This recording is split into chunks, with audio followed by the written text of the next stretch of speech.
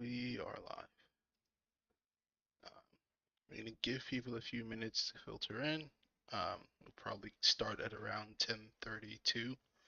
Um, but if you're here already, feel free to like the video, subscribe to the channel, all that good stuff.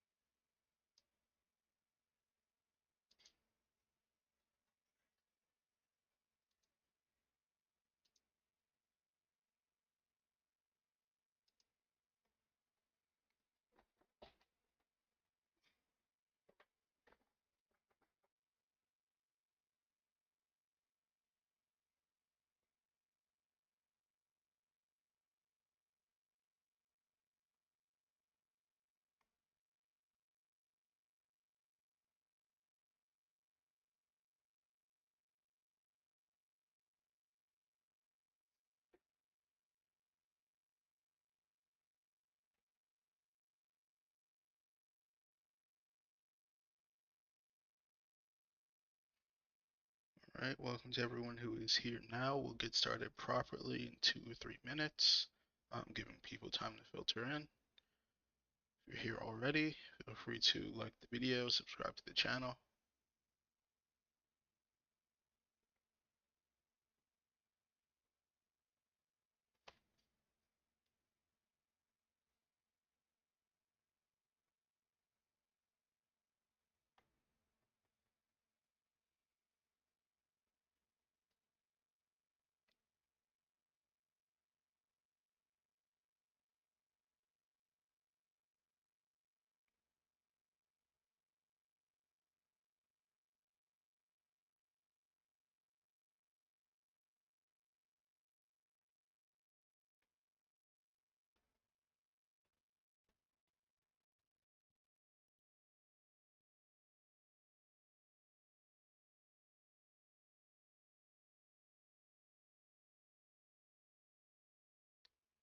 Welcome everyone to another of our Anant Corp webinars. We can get started really soon. If you are here already, feel free to like the video or subscribe to the channel. We're about to get started now. So if you have questions during the course of this webinar, feel free to put them in the chat on the YouTube channel. If you're watching afterwards, feel free to leave them in the comments. Um, Today's topic is distributed machine learning frameworks. It's part of our ongoing series on what we call Apache Spark companion technologies. My name is Obi Anunachi. I've been doing this series working at Anant um, since the beginning of the year and doing this series for the last month or 2 months or so, where we talk about different technologies based on what functionality Databricks has added to their platform. If you're unaware, Databricks is Apache Spark hosted in the cloud, managed service, but they also have several companion technologies that are included in their platform. But what we're going to talk about and what we're talking about in this series is ways that you can replicate some of that functionality without having to subscribe to the Databricks platform.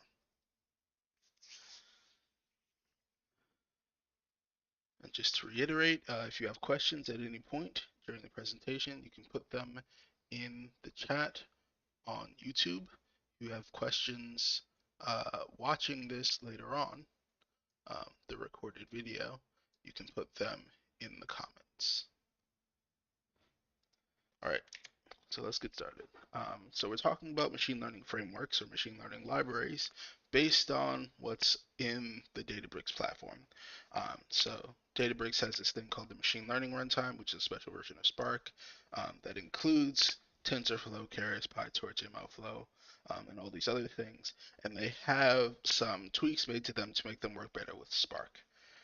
For example, Spark has created their own version of Pandas um, that's distributed uh, and therefore useful for doing machine learning work with Spark. Uh, choosing which machine learning framework to work with will be mostly based on familiarity. Spark, of course, as part of Spark Core, has Spark MLlib, which is their own machine learning library that already has a lot of distributed capabilities. But it may be unfamiliar to data scientists, especially since data science education focuses on using specific ones of these machine learning libraries. So if you go through some deep learning course, you might learn some PyTorch or some Keras. Uh, if you go through a general machine learning course, you might be using scikit-learn. And of course, all these are built out based on the actual mathematical capabilities, but they're all interacted with in different ways. Um, and then another reason that you may want to switch to a distributed framework, but not use Spark MLlib, is because your old data science pipelines still exist and they might use some of these frameworks. Um, and of course, because the different runtimes contain different algorithms, they have different ones that they're implemented that they work well with. For example, TensorFlow and PyTorch are very heavily towards neural networks, deep learning, that sort of thing. Whereas scikit-learn contains a large number of, well, not poorly optimized, but they're not the focus of the library. A bunch of different machine learning models for doing education, that sort of thing. So why would you want to do distributed machine learning in the first place? First, if your data is already distributed, if you're doing any sort of big data work, your data will almost certainly be distributed either in a data lake or in a distributed database or some other system where the data sets you're working with are too large or the other ways that you need to manipulate or serve your data mean that it needs to be in a distributed system. Um, And then the other reason you might want to do distributed machine learning is because the actual workload, the work of machine learning, can benefit from being distributed. Um, so, because this first bullet point is about consensus algorithms like random forest, which are actually composed of a number of other smaller trained models. So, a random forest would be composed of trees, decision trees, and they would each get trained separately, which is work that can be distributed. You could put that training out on different machines, train each of them on the requisite data, grab those models and put them together into a random forest. And that would save time because you have the compute time overlapping instead of training one model after another on a single machine. Another like machine learning process that can benefit from being distributed because again you're doing sort of the same thing over and over, and doing it in sequence is slower than doing it distributed out in parallel, is hyperparameter tuning, where you create like a grid, a matrix of all your potential parameters for your model, train them on the same data. So you're training the same model with different parameters on the same data over and over and over again to see which one ends up having the best performance. And if you have the data on each of your distributed nodes, you can train models there and replicate the work without having to do it in sequence. Something like batch prediction can also, by distributing out the model, you can perform the actual prediction on your data by distributing the models out and getting predictions back for pieces of your data and then putting those together and presenting your results. Another thing that's not actually on here is something like cross-validation, where you will train your model on sections of your data in order to determine the performance of the model. Um, and some of these things like hyperparameter tuning and cross-validation we've talked about a little bit in a previous series of webinars on machine learning with Spark and Cassandra. Those all used MLlib, um, but in this case, we're not going to. We're going to use some of these distributed ML frameworks. So, various solutions. Learn to use MLlib. It is a solution. If you use MLlib, you'll gain the benefits of distributed machine learning. Pay for Databricks and use their machine learning runtime. Another thing you can do. You can use the Databricks developed distributed versions of the various ML libraries, like specifically well, not all of them are even by Databricks, as you can see in the next point. There are others, like for example, let's look at those. Yahoo has produced something called TensorFlow on Spark. Databricks has their Spark sklearn, and those could both be useful if you wanted to do your distributed machine learning and you were familiar with TensorFlow or sklearn. You could write your own if you really wanted to. Have some system for distributing out the data and training the models on different machines. Um, but really, the solutions that I endorse are going to be use MLlib, pay for Databricks, or use some other solution. I definitely would not recommend writing your own distributed machine learning solutions uh, unless you maybe came up with an entirely new machine learning algorithm and no one has implemented it yet. Uh, but generally, it's not work that you want to replicate. All right, so we're going to move on to our demo today. What we're going to do for our demo is we're going to bring up an Apache Spark cluster and do it in Gitpod like we have with our last few. We are going to start some nodes, and we're actually going to be using scikit-learn with the joblib Spark backend. So joblib is something that scikit-learn already includes. It's basically for multi-threading. It already splits things out into jobs, um, but it's not great at multi-threading even. And of course, that's all on a single machine.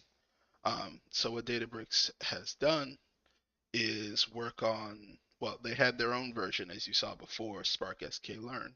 Um, but now the recommended way to go about it is to use the joblib Spark backend, which replaces joblib, the backend, the normal backend, with something that's compatible with the Spark cluster. So instead of distributing those jobs that it creates to different processes, different threads within a single system, it can then like send them out to different nodes on a Spark cluster.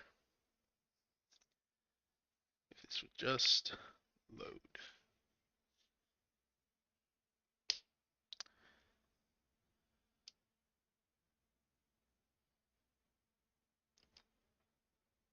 Well, in order to fill this time, and talk about the various different solutions that this implies. So using the joblib backend or the joblib Spark backend for scikit-learn means that the only things that can be distributed were things that previously used joblib already in scikit-learn, which would be things like your hyperparameter grid search, your cross-validation, other various things like that, but not everything that goes on in machine learning. There are a couple of other solutions, some of which will do things like distribute out the model to different nodes in order to train in parallel. But it's not even possible to distribute out all the work of every part of the machine learning process evenly. Um, for example, most machine learning algorithms can't be like distributed out, trained on a single piece of data or a small batch of data, and then put back together later on. They have to be trained in sequence uh, just because of the structure of that algorithm.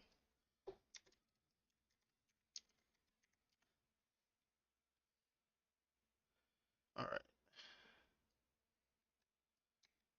so we are getting started by installing Spark.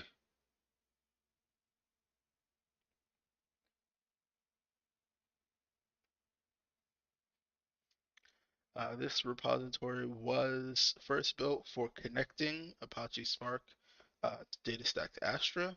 I have a coworker who will be doing presentations, I think, next week and the week after, um, on connecting DataStax Astra, which is managed Apache Cassandra, to Databricks, which is managed Apache Spark. Um, so doing this in a Gitpod container will be unnecessary. Oh, I've also been unable to figure out how to connect worker nodes in two different Git pods to the same Spark cluster. So rather than seeing a true distributed example today, what we're going to look at is instead just how Spark splits the process, which in this case will be cross-validation of a single model into different jobs, rather than seeing those jobs actually distributed across a cluster. We're just going to see that it has split them up um, into different jobs. All right, so our first step is to install PySpark, which actually was probably already installed when we installed Spark, just making sure. JobLib Spark, which is the Spark backend for JobLib for scikit-learn, and then scikit-learn.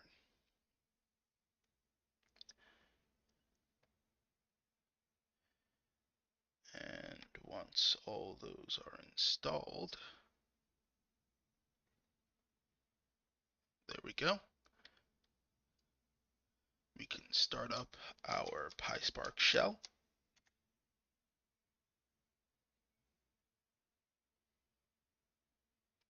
All right, so imports. First,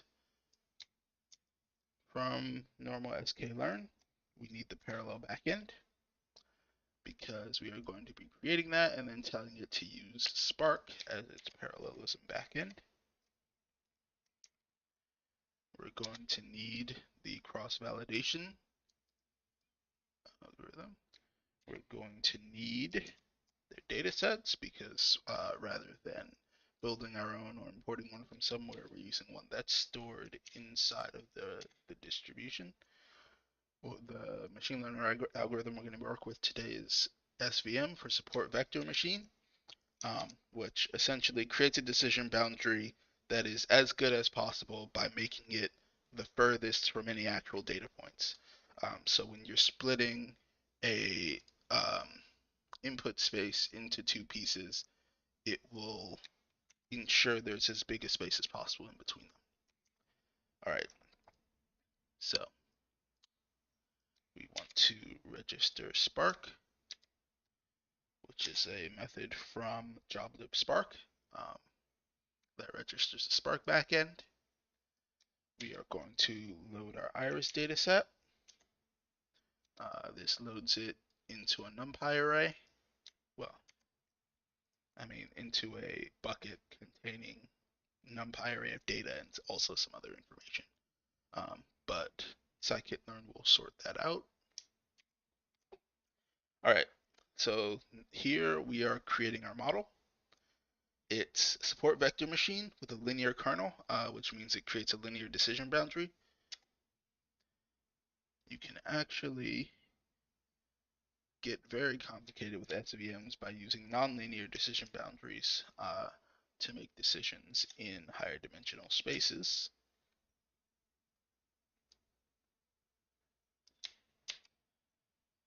So we tell it we're using parallel backend Spark, splitting it into a number of jobs. N jobs is the number of jobs that can take the maximum number of jobs that you're saying can take place at one time.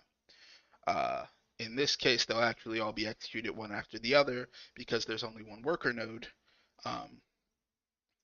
But in a different case, it will distribute those jobs out to different nodes 3 at a time. So what we're doing here is we're cross-validating our model on different portions of our budget, different portions of our data, sorry. In this case, we're splitting it into 5 equal portions. Each time one is being held out as a test set and the other 4 are being used to train the model.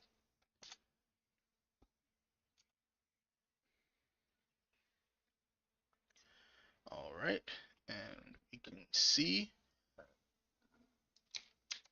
finished training. You can check that by looking at the scores that various models got. These will all be probably accuracy scores, possibly F1 scores. Another thing that was discussed in the Machine Learning with Spark and Cassandra series, which can be found on this channel or on blog.not.us. So now that we can tell that we have our models, what we want to do is remember which one was the jobs view. There we go, Spark jobs.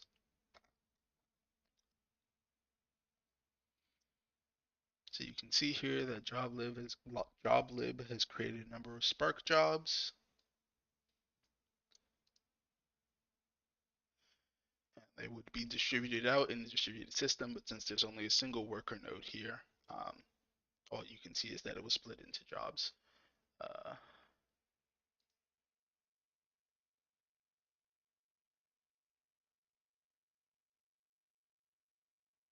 Some of them can sort of happen in parallel. But you can see the timeline here. And that marks the end of our demo for today. If you have questions, you can put them in the chat now and I'll do my best to answer them.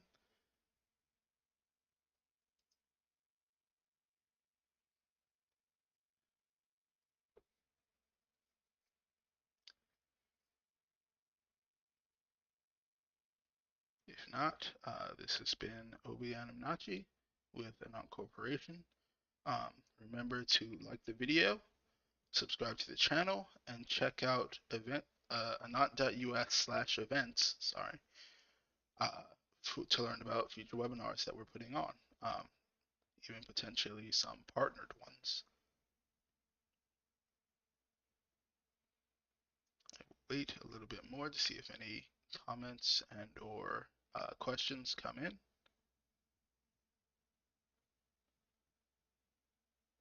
But if there is nothing, have a nice day. Remember to like the video, subscribe to the channel.